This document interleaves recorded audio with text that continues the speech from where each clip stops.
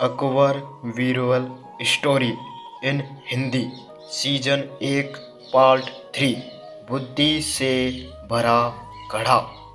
एक बार किसी बात पर अकबर बीरबल से नाराज हो गए और उन्होंने बीरबल को राज्य छोड़कर कहीं दूर चले जाने का आदेश दे दिया। बीरबल ने अकबर के आदेश का पालन किया और राज्य छोड़कर चले गए। कुछ समय बीतने के बाद अकबर को बीरबल की याद आने लगी।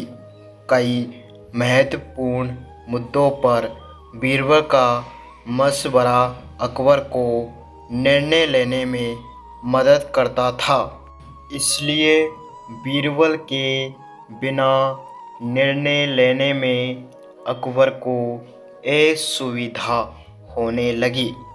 आखिरकार उन्होंने अपने सैनिकों को बीरबल को ढूंढने के लिए भेजा।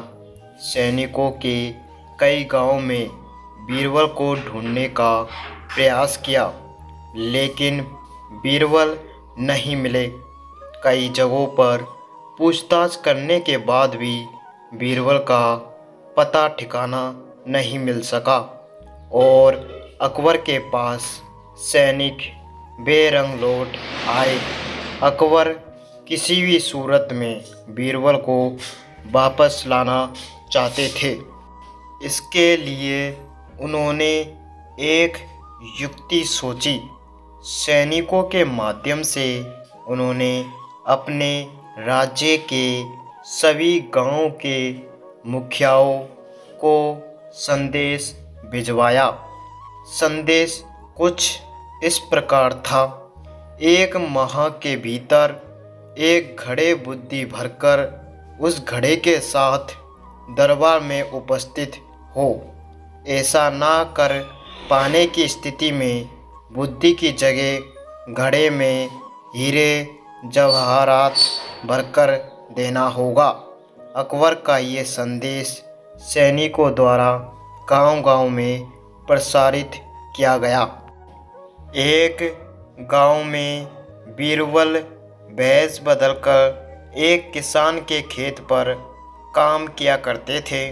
जब उस गांव ने मुखिया को अकबर का ये संदेश मिला तो वो चिंतित हो उठा। उसने गांव के लोगों की सभा बुलाई। बीरबल भी उस सभा में उपस्थित हुआ। गांव के मुखिया ने अकबर का संदेश गांव वालों को दिया तो सभी सोच में पड़ गए। तब बीरबल ने मुखिया से आग्रह किया, महाशय, आप मुझे एक घड़ा दे दे। मैं उसे इन महीने के अंत तक उसे बुद्धि से भर दूंगा। मुखिया के पास और कोई चारा नहीं था। उसने एक घड़ा बीरबल को दे दिया। बीरबल वे घड़ा लेकर किसान के पास उस खेत पर चला गया जहाँ वे काम किया करता था।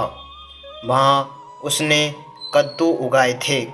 उनमें से ही एक छोटे से कद्दू को उठाकर उसने घड़े में डाल दिया। कद्दू अब भी अपनी बेल से लगा हुआ था।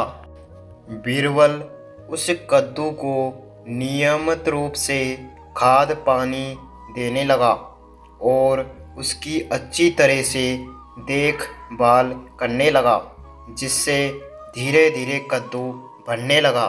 कुछ दिनों बाद कद्दू का आकार इतना बड़ा हो गया कि उसे घड़े से बाहर निकाल पाना असंभव था।